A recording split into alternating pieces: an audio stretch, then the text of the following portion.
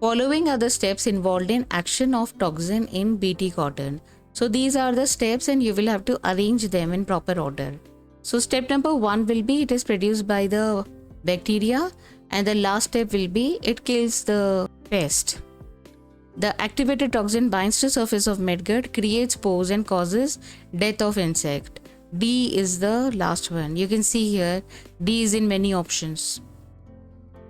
It is certainly not A. Strike out 3.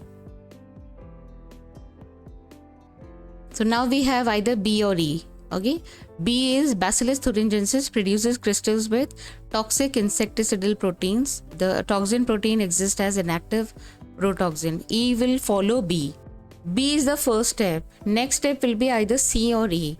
C is the alkaline pH solubilizes the crystal. So it is produced by bacteria and it exists as inactive protoxin, and this is the reason it doesn't kill the bacteria. So B will be followed by E. Option 4 is the answer. C is alkaline pH solubilizes the crystal. Then A is inactive toxin then gets converted into active form.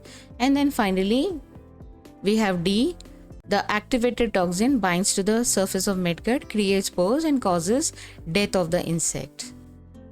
So this is the correct order. In a chromosome, there is a specific DNA sequence for initiating replication. It is called as ORI. ORI, option 4. Genetically engineered human insulin. It was produced in E. coli. A is 2. A2 is in 2 and 4. Then we have B, either 1 or 4. GM cotton is not gene therapy, so it will be 4, Bacillus thuringiensis. So option 4 is the right answer. C1, ADA deficiency is gene therapy, and D is 3, ELISA is antigen antibody interaction. Recombinant DNA molecule can be created normally by cutting the vector DNA and source DNA respectively with the same restriction enzyme. So same is only in option number 1. This question is evaluating your basic concepts of restriction endonuclease.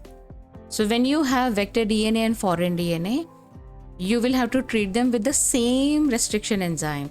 In this figure it is EcoR1. So it will produce sticky ends which will complement each other, and this is how the two different strands will form the recombinant DNA.